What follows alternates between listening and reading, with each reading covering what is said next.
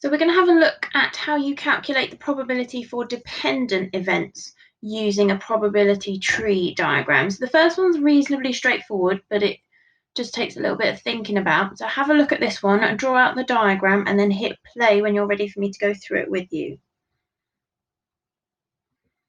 Okay, so we know a college course consists of 8 weeks of teaching with a final exam at the end of the course. If a student fails the final exam, they have one opportunity to retake the exam. And hence this is a dependent event because it's dependent on the first exam whether you need to then do a retake or not. And then we know that the probability of a student passing the final exam is 7/8, and the probability of a student passing the retake is 2/3. So our first task is to complete the probability tree diagram. So we know the probability of passing the final exam is 7/8, so we can fill that in. And therefore remember that the two branches on a probability tree must add up to make 1. So the probability of failing is then going to be 1/8. Then we know that the probability of a student passing the retake is 2/3. So therefore we can fill in this part of the diagram. And again, the branches add to make 1. So the probability of failing is then 1/3. Now, the reason that our tree diagram doesn't have another set of branches up here is if you pass the final exam, you wouldn't then need to do a retake. Okay, so we've successfully completed the tree diagram. We now need to think about working out our probabilities. So we've got the probability of passing first time, which we know is going to be 7/8. We then have the probability of failing and then passing the retake. So remember, whenever we do probability trees, we need our times sign at the top and our add sign on the right-hand side. So we're going to do failing was 1/8 multiplied by passing, which is 2/3. Remember, when you multiply fractions, you multiply the numerators together. So 1 times 2 gives me 2. And multiply the denominators together. 8 times 3 will give me 24. And then the other option then is to fail the final exam and fail the retake. And therefore we would do 1/8 multiplied by 1/3.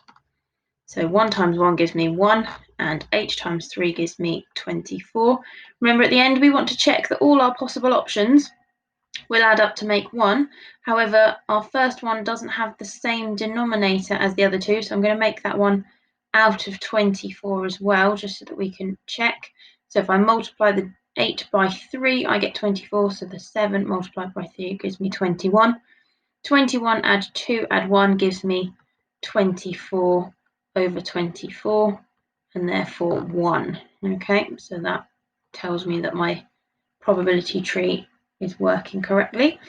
And then my actual question on this one is, if a student passes the final exam or a retake, then they get a certificate. Okay, and we want to work out the probability that they get a certificate. So we know they'll get a certificate if they pass the final exam or if they pass the retake. So it's those two probabilities together. So therefore the probability of getting a certificate is the probability of passing the final exam the first time added to the probability of failing the final exam and passing the retake. So that's going to be my 21 over 24th added to my 2 over 24.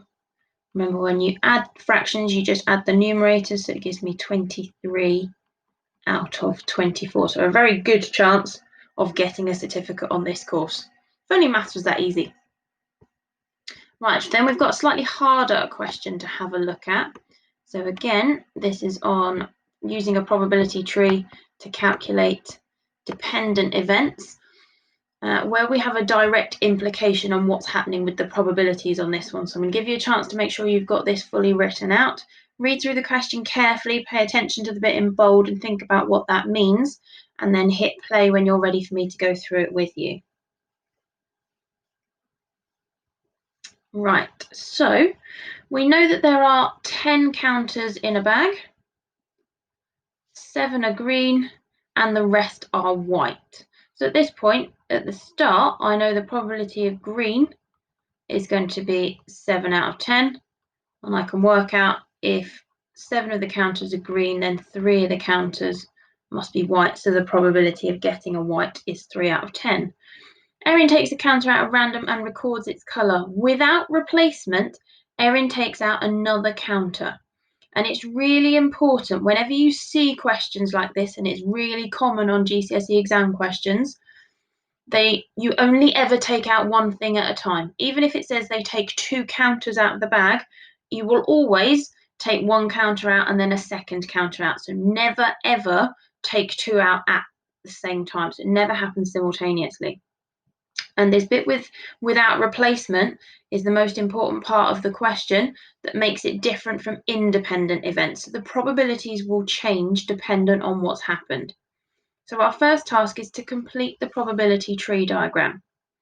So to start off with, when we pick out the first counter, we know there are 10 counters in the bag, and I know 7 of them are green. So I've got 7 out of 10 for my green, and we've already worked out for my white, I have 3 out of 10. However, if I pick out a green counter out of the bag, think about how many counters I've now got in the bag. We're down to 9. So there are now 9 counters in the bag when I go in, or when Erin goes to take the second counter out. So when we think about this one, we had 7 greens.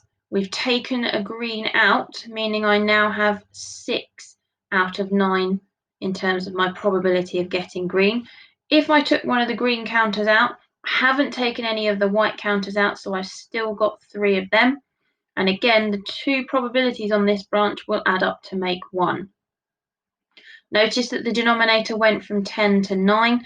It will never go from 10 to 8, so always 1 at a time. I'm going to keep stressing that because it's really important. Alternatively, we could have done things very differently. So if we go back to the beginning and we think about the fact I've still got my 10 counters in the bag, Erin's going to take out one of the white counters. So how many counters in the bag this time? We're down to 9 again. So I know my denominator for both will be 9. If I've taken out one of the white counters, I've still got all 7 green counters. So the probability of a green on the second pick will be 7/9. If I take out one of the white counters, then I'm down to just 2 out of 9 for my probability of white. Okay, so just think about the fact again, each time one counter is taken out, the probability is just going to be, or the denominator will just reduce by 1 at a time, and each pair of branches must add up to make 1, so you can always double check. We then want to start calculating our probabilities, so we can pop our big times sign in the middle on our add sign over here, and we can start calculating them. So the probability of a green and a green will be 7/10 multiplied by 6/9. And then when I simplify that one, 7 times 6 will give me 42, 10 times 9 gives me 90.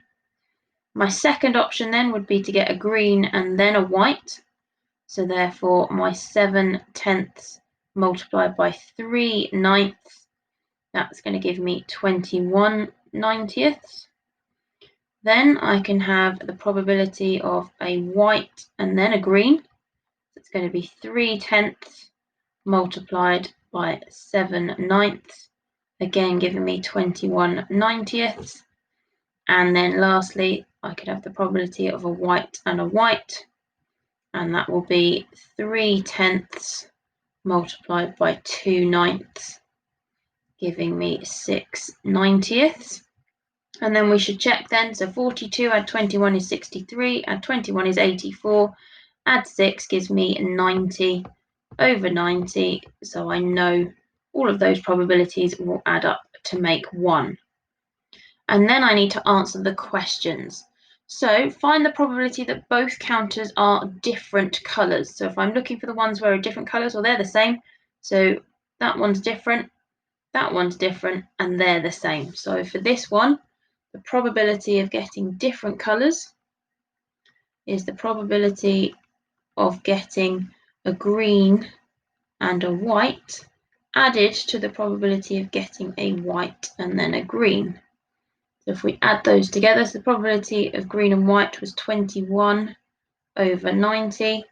The probability of a white and a green was also 21 over 90, giving me 42 over 90. And then I always want to try and make sure it's in its simplest form. So therefore think about both 42 and 90 are divisible by 2. That will give me 21 over 45, and then 21 and 45 both divisible by 3, so that will give me 7 over 15, or you could have divided by 6 in the first place, so there are lots of different ways of simplifying there, but 7 over 15 is my final answer. And then if we have a look at part C, the probability that both counters are the same colour, so therefore the same colour would be my green and green, so I'm going to put a mark there, and my white and white. And therefore my calculation of getting two counters that are the same will be the probability of getting a green and a green added to the probability of getting a white and a white. Therefore we know it was 42 over 90 added to 6 over 90, and that gives me 48 over 90, and then simplify that down so that divisible by 2 gives me 24 over 45, and again that's divisible by 3, so that gives me 8 over 15. And what you will notice here, because there's a little bit of a trick to it as well that you could have used, is you can either get two counters the same colour, or you can get two counters that are different colours, and therefore those options should add up to actually make 1. And so you can see here that the 7/15 and the 8/15 do in fact add up to make 1. So the probability of the same could have been worked out by doing 1 minus 7/15, but actually it's better just to double check and show the full method there.